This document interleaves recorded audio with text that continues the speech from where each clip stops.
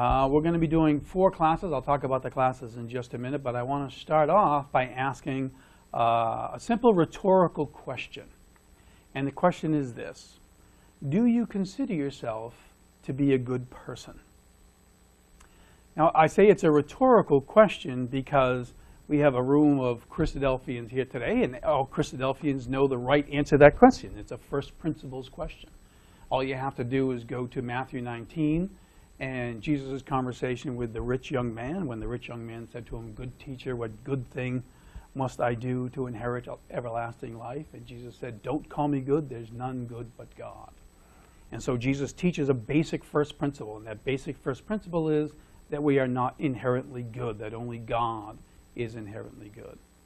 So that's why I say it's a rhetorical question. But if you think about it, if I was in a different room, if I was in a room, let's say a business conference, and I asked that very same question, it would still be a rhetorical question. The only difference is that the answer would be exactly the opposite.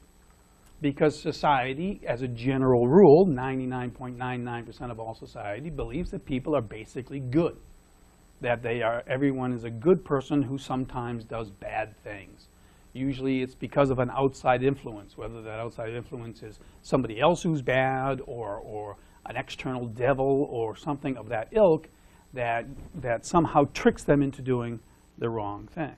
And so we understand the basic principle of that we are not inherently good. That's the spiritual principle. In fact, God put it this way. We mentioned how Jesus put it, but God put it this way. He said, and where did I put my glasses?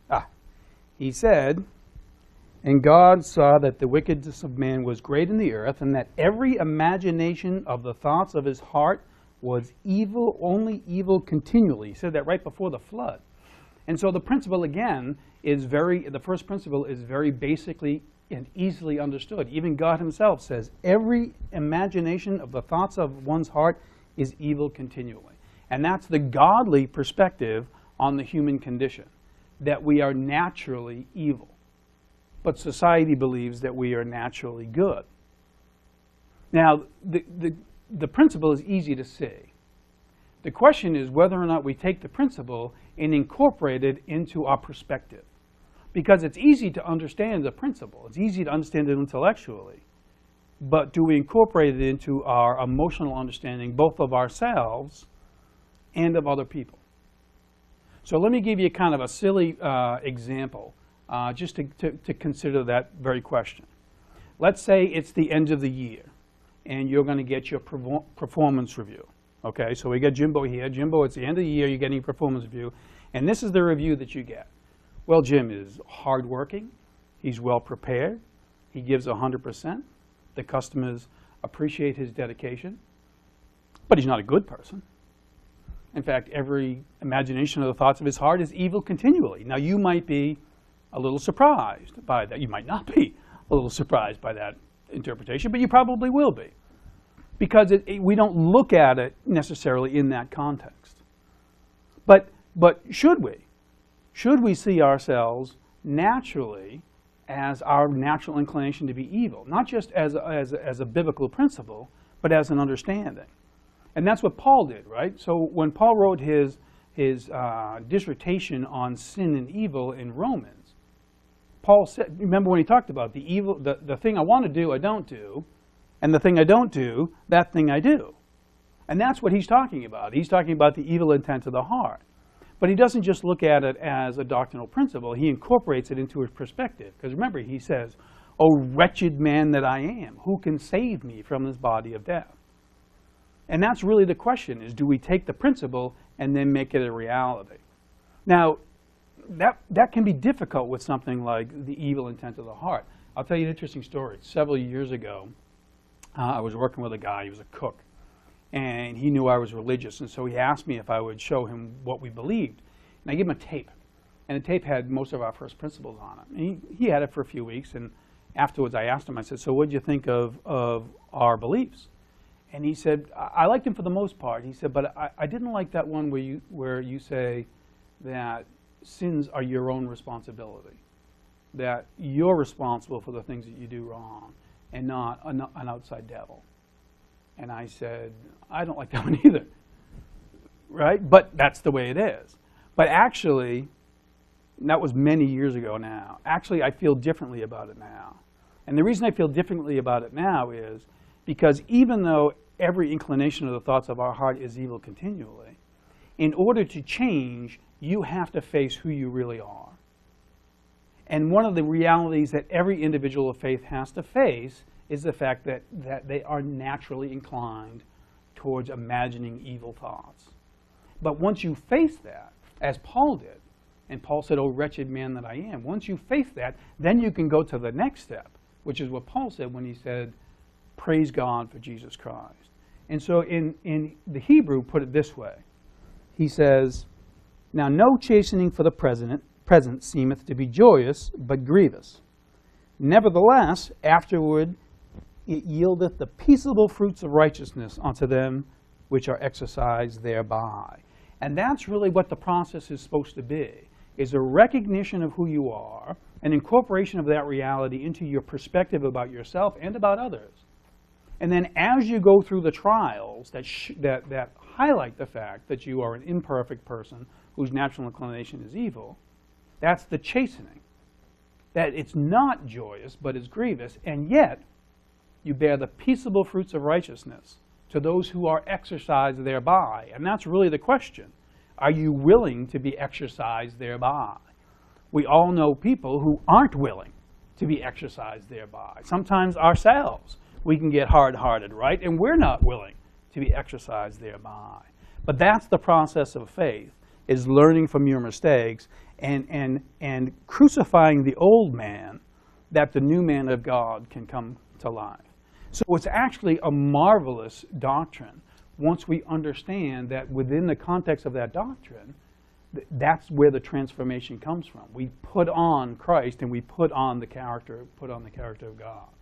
Now the reason I bring this up is because we're going to do a character study for the next 4 classes on some people, and this doctrine is going to repeat itself again and again and again. It's a major part of taking a look at the sons of Zeruiah. So here are the four classes. The first class tonight is going to be about Asahel. There were 3 sons of Zeruiah: Asahel, Abishai, and Joab. And we're going to have 4 classes, and they were the nephews of David.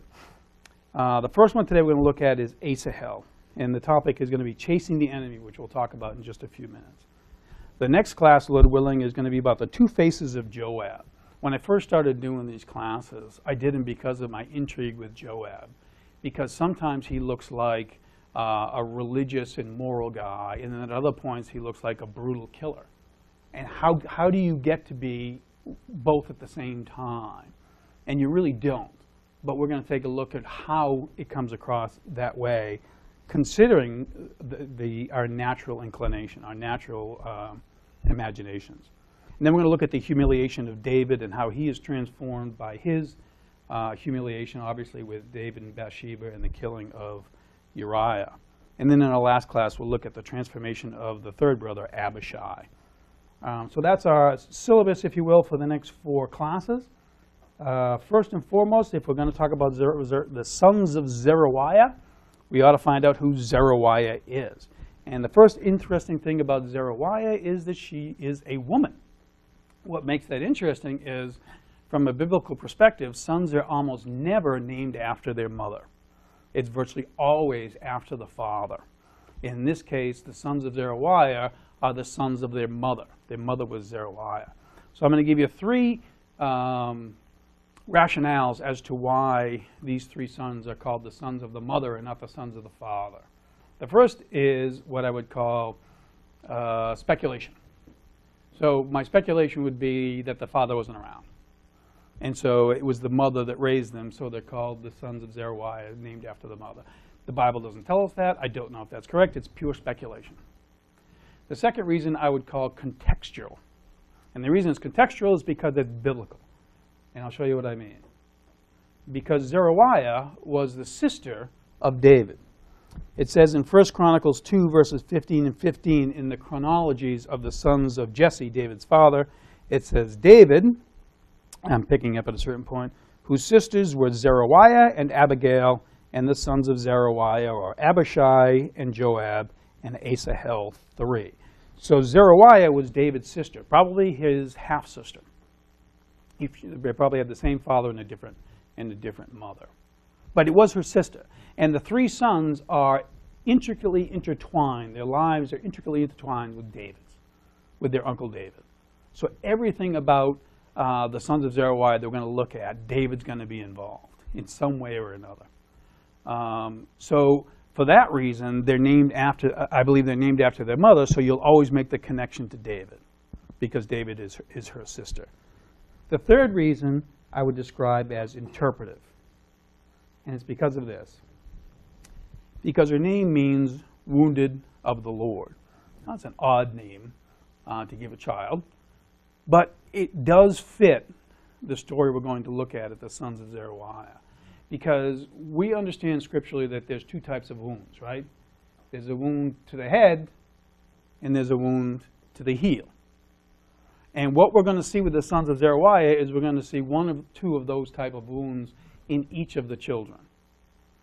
A wound to the heel is a temporary wound. Just like we talked about the Hebrews things about chastening thereby from the trials you go to. That's what a wound to the heel is. It's temporary. A wound to the head is permanent. It's like the stumbling stone that says you can stumble over it or it can crush you to powder. It all depends on you. And that's really what this is going to be about. We're going to see the sons of Zeruiah get wounded in one way or another. And whether or not that wound is a permanent wound or a temporary wound depends on whether or not they're willing to be chastened by the trials that they go through. So it all comes back in many respects to the same basic themes. And it really is an interesting story, these three guys. So there they are. There's our three guys with the little memes, if you will, Abishai, Joab, and Asahel. Let me give you a little sort of synopsis of the three guys before we get into the main story for tonight. First of all, there's Abishai. Abishai was probably the oldest brother. The reason for that is because that chronicle account that lists the different family generations, Abishai is listed first. So he was probably the oldest. He's the first one mentioned in 1 Samuel 26, verse 6. We're not going to look at that today, but that's the first mention specifically of one of the sons of Zeruiah, and Abishai is the first guy who comes up in a story with David. He's called the son of Zeruiah 7 times, for those of you that are into numbers. He's also referred to as the brother of Joab 7 times, and there are 7 different events in the record about Abishai. And Abishai was truly one of the toughest guys you ever met, or you will ever meet. If you were going to get in a bar fight, you wanted Abishai right there with you. He was a tough, nasty, sometimes vicious hombre. But was he a spiritual warrior, or was he a natural warrior? Or maybe he was a little both and went from one to the next. We'll take a look at him in a few weeks, Lord willing. And his name means desirous of a gift. And he does get a gift. And the gift he gets, we will see. Now, the second guy is Joab. And Joab is the dominant personality among the sons of Zeruiah. For those people that know their Bible fairly well, they probably know the name of Joab. He's actually mentioned in the record. Here's an interesting point. He's actually mentioned in the record before he's ever even appears in the record. So notice it's 1 Samuel 26, verse 6. So it's when Abishai is first introduced. David is looking for somebody to go with him to steal the spear and the water cruise of Saul. And it says that he talked to Abishai, the brother of Joab. And yet Joab had never even been mentioned yet. So it's interesting, he's actually mentioned in the record before he ever appears. For those of you, again, into numbers, he's called the son of Zeruiah 11 times. He's mentioned as the brother of Abishai and Asahel 11 times. And he's involved in 11 different incidents in the record. And the question is, was he a faithful soldier or a conniving, powerful, hungry bully? You can almost guess from the picture where I might stand on it, but that's not till next class. His name means the Lord is his father. And that's the question, was the Lord truly the father of Joab? And our last guy is Asahel. Asahel is only mentioned in one incident in the entire record. His name comes up on some different chronologies and some other places that we're going to look at. But he's only mentioned in one incident that we're going to look at this morning. It's the story of the battle between Joab and Abner at the pool of Gibeon. We'll look at it in just a minute. But it's the only incident on the record where he's mentioned, and he dies. So he's not around a lot. And he's only mentioned for a few verses. And so when you see somebody who's only mentioned for a few verses, you think you probably don't have enough information to really get a good feel. But actually, we have enough information to get a great feel as to what this guy was all about. He is described as being as fast as a wild roe. We'll talk about that in just a minute. And the question is, was he a servant of God, or was he just an overly ambitious fool? And we'll talk about that in just a second. His name means made by God. So let's set the stage of when the sons of Zeruiah come into play. So if you open your Bibles up to 1 Samuel chapter 22. Just to give you the context of the time frame when we're talking about, this is the period of time when David is fleeing from Saul. Remember, Saul wanted to kill him. David was one of the captains in Saul's army, and Saul grew jealous of David because the people loved David more than they did Saul. And Jonathan didn't believe that his father Saul wanted to kill David, and then David finally convinces him, or actually Saul convinces him, and then David flees. And notice what it says, 2 Samuel chapter 22, verses 1 and 2.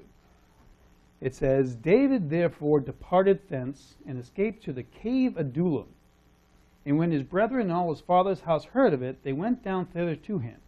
And everyone that was in distress, and everyone that was in debt, and everyone that was discontented gathered themselves unto him, and he became a captain over them, and there were with him about 400 men.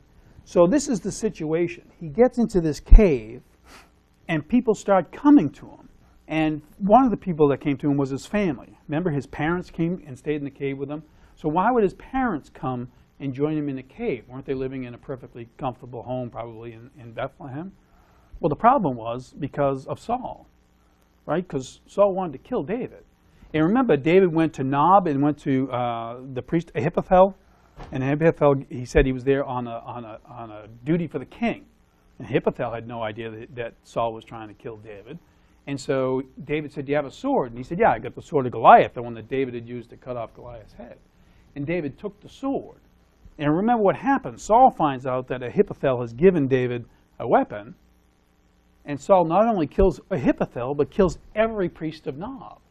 So anybody that had any association with David was in extreme danger.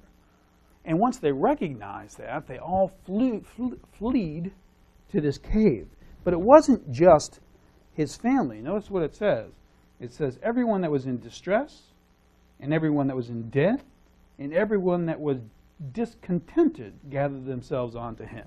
So you had this ragtag band of family and malcontents and you know, some good people and some bad people and all that sort of stuff. In fact, David writes about it in one of his Psalms. He writes about it in Psalm 57.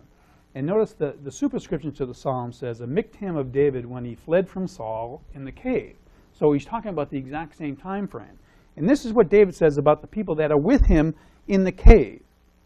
He says, my soul is among lions, and I lie even among them that are set on fire, even the sons of men whose teeth are spears and arrows, and their tongues a sharp sword. So David says, I'm with some pretty nasty guys, right? Remember, he brings his parents to the king of Moab, rather than keep them with him in the cave with this ragtag bunch of 400 guys. He gives his parents to the king of Moab and says, can you watch over these people for a while? Because I can't have them back here.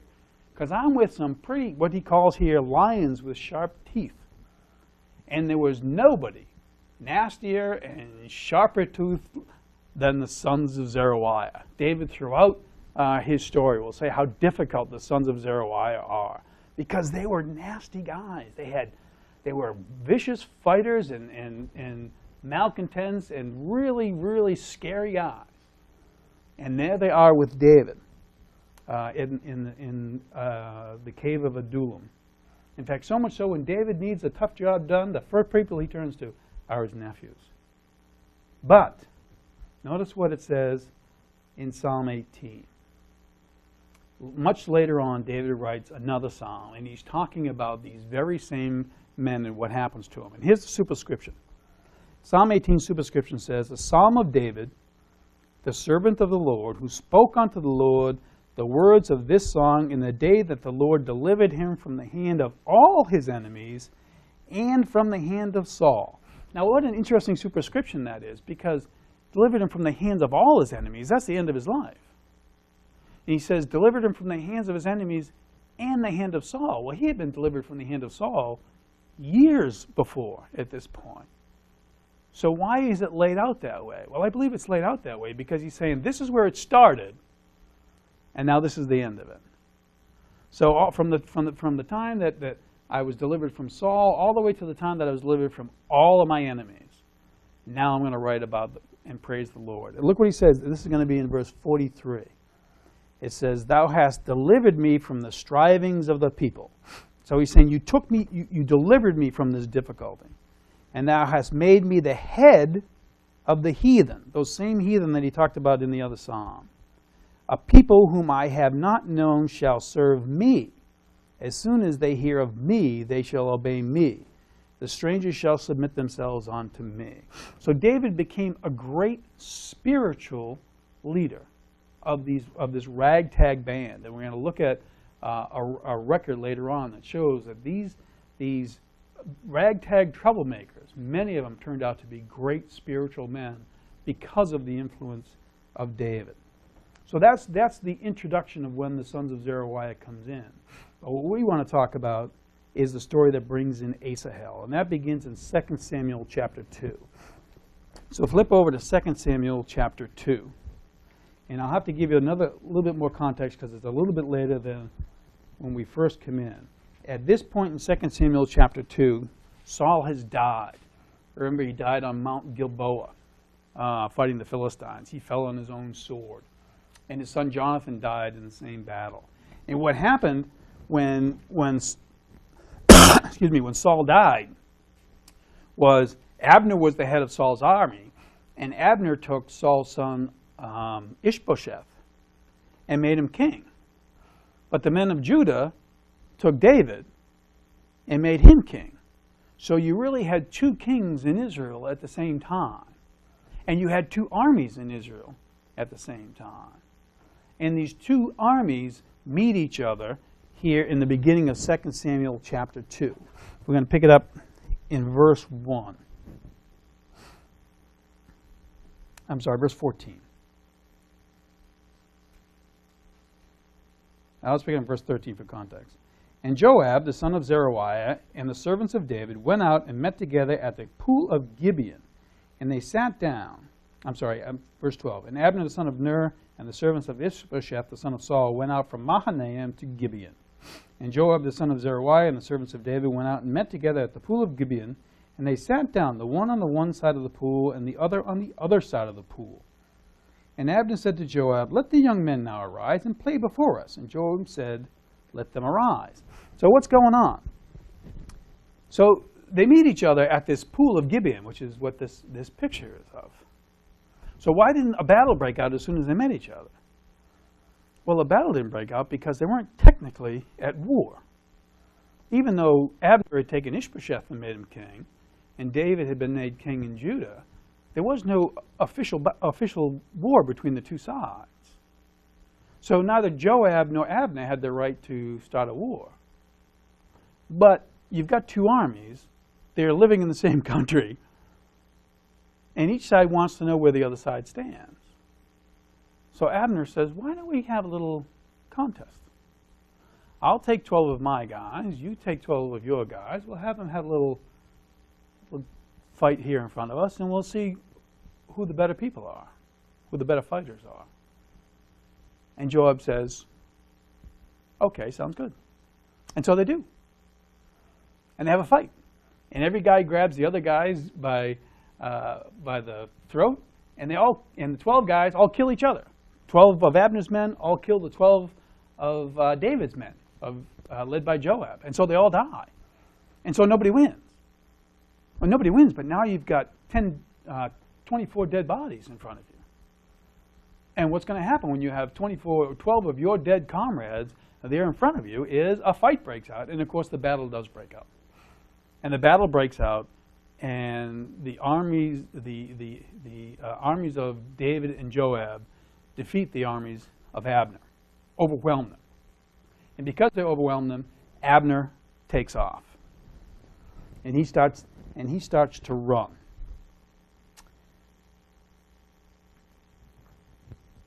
Pick it up in verse 18. And there were 3 sons of Zeruiah there, Joab and Abishai and Asahel. And it says, and Asahel was as light of foot as a wild roe. And Asahel pursued after Abner, and going in, he turned not to the right hand nor to the left from following Abner. And Abner looked behind him and said, Art thou Asahel? And he answered, I am.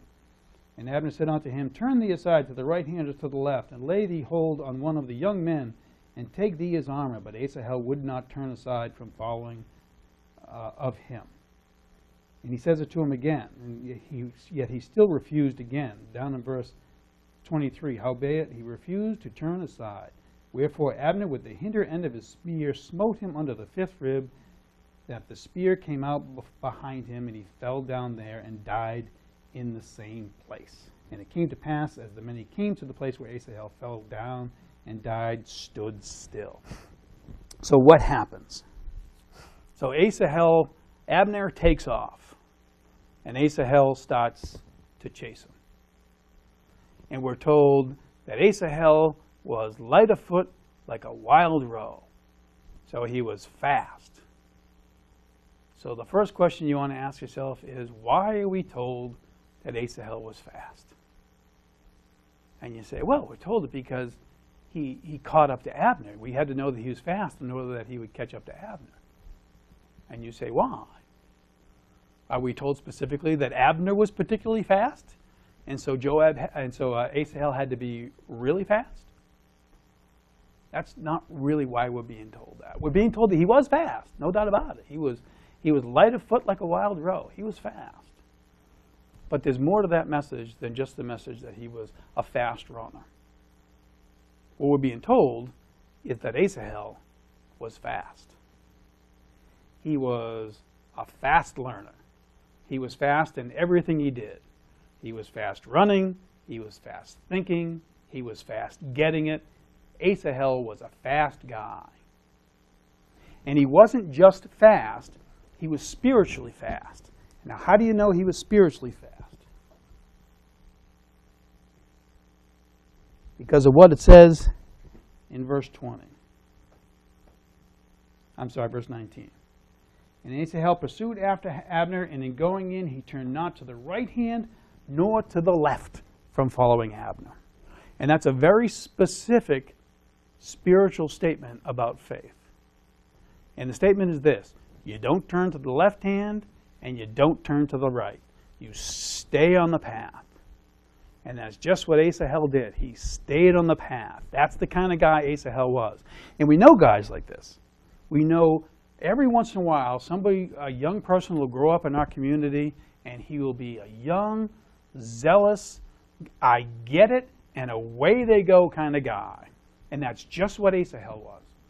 He was a young, zealous man of God, warrior of God. He got it. He was fast, and he stayed on the path. Can you see that? Do you know that type of guy? Those young people that come through and they want to get involved in everything. And you know what they do? They chase down the enemy. That's what they do. They go out there and they're ready to fight King Sin. They are now warriors for Christ, ready to fight King Sin. And that's just the way Asahel was. Except there's a problem. And the problem is right there. It says that he was fast, light of foot, as a wild roe. A roe, by the way, is a deer. I had to look it up. So he was fast like a deer. So why does it say he's fast like a deer? Why doesn't it say he's fast like... And deers are fast, no doubt about it. But why doesn't he say he's fast like a leopard? Or fast like a lion? Or fast like a cheetah? Those are really fast. There's a very specific reason why it says he's fast like a roe. And it's because of this. because why a deer is fast. You see, a deer speed is different than a leopard's speed, because a leopard's a killer. A deer is not.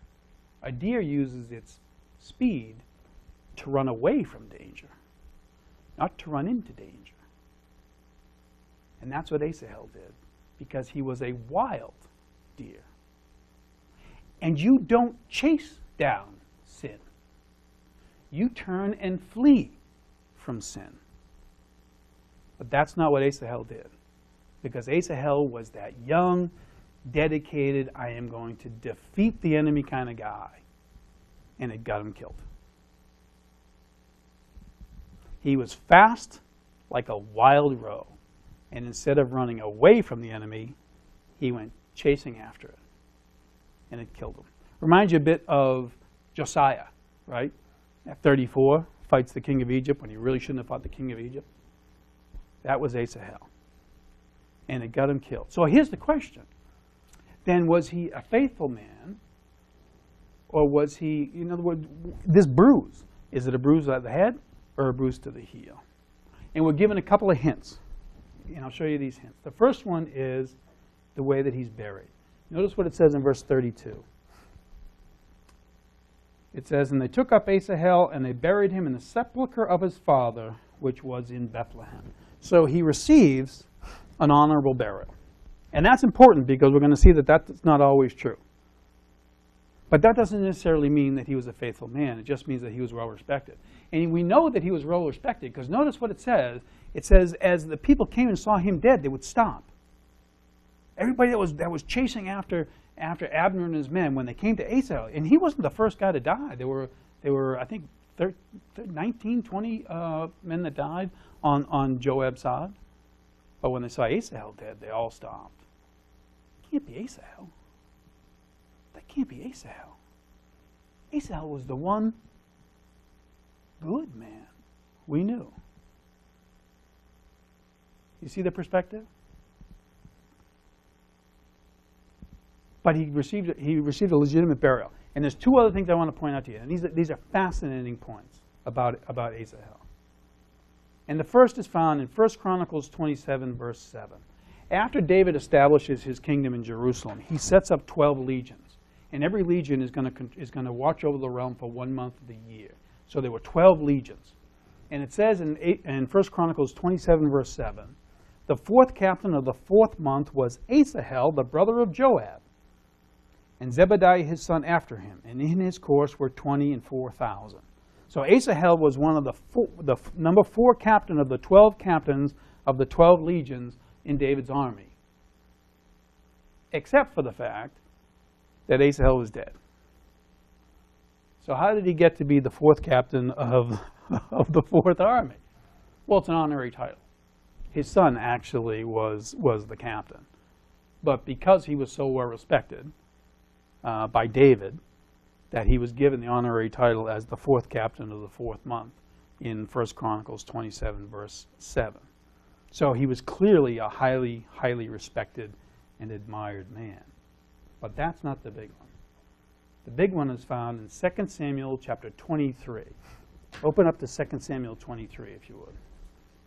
And this is the story of the mighty men of Israel. We don't have the time for me to go through the entire context of 2 Samuel 23 and the mighty men of Israel. But if you've ever looked at the list of the mighty 30 men of Israel, you know, it's that list that talks about, you know, so-and-so was a mighty man. He killed, 110 Philistines with a toothpick or however they describe it. It's always, some amazing thing, which makes you think that the list is a list of mighty fighting warriors. And it is a list of mighty fighting warriors from David's kingdom. But the men on the list aren't on the list based upon their military ability. It's their military ability that reflect what it's really based on. And what it's really based on is their faith. Now, how do you know that? Well, again, without going through the convoluted context of how it's laid out, it talks about the 3 at the top of the list. The mighty 3 above all the others. And there were 3 men whose names, by the way, are not given, at the very top of the list. And these 3 men are at the top of the list because of no military great thing that they did. They did something during the fight, but it wasn't military. This is the story. So David is in a battle against the Philistines. And the Philistines are on that side, and David's on this side, and also on that side is Bethlehem. And David is thirsty. And David is the anointed of the Lord. And David is sitting with his army, and David says, how I wish I could get a drink of water from the well in Bethlehem. And this is what the 3 mighty men did.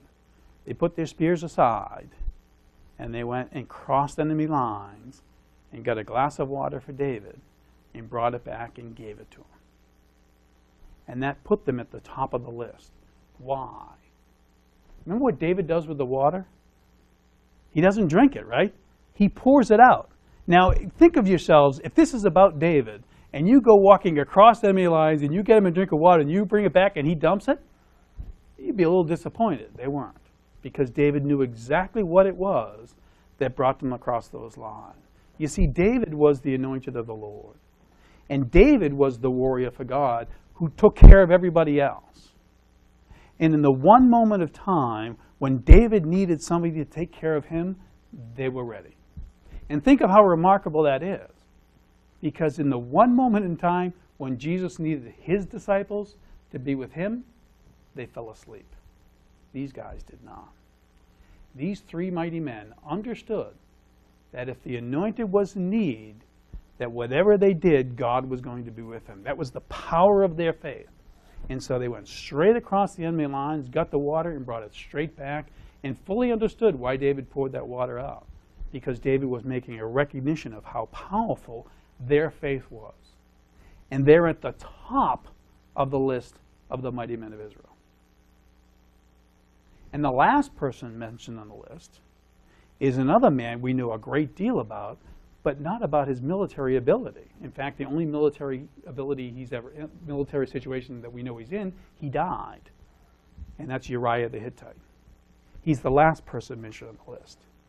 And Uriah was the man of great integrity. Remember, he's the man that was the husband of Bathsheba, that when David said to him, why don't you go sleep with your wife, because David had, and she was now pregnant, and he wanted to cover it up, Uriah said, how could I go into my wife when my comrades are in war over an Ammon? I couldn't do that. That's the kind of integrity this guy had. And so remember, David gives him a letter to give to Joab. You never want to get in bed with Joab, but David does. He gives Uriah a letter to give to Joab, and in the letter it says to Joab to put Uriah in the front of the battle and back everybody off. And David gives Uriah the note without ever a worry that Uriah is going to read that note, because that's the kind of guy Uriah was. And he's at the bottom of the list. He's the last person mentioned. So rather than this idea that the 3 mighty men were the greatest of warriors on down to the least of warriors, no. The 30 mighty men of Israel are a list of the mighty spiritual men of Israel, with the mighty 3 at the top and Uriah at the bottom playing bookends. And Asahel is on the list. He's there in verse 24. These be the names of the mighty men whom David had, verse 8. And then verse 24, Asahel, the brother of Joab, was one of the 30. So Asahel's name is in the list of the mighty spiritual warriors of Israel in the time of David. And that's how you know that Asahel was a man of faith. So what do we learn about Asahel in our recognition of human character? Well, Asahel was no different, except he was a fast learner. He was that young, zealous person, but he never fully had the opportunity, the humiliation, or the humbling process to get to a point where he becomes separate from that individual, because he died. But not because he wasn't dedicated, and not because he didn't understand the transformation. He just didn't live long enough to reach the point that some of the others did.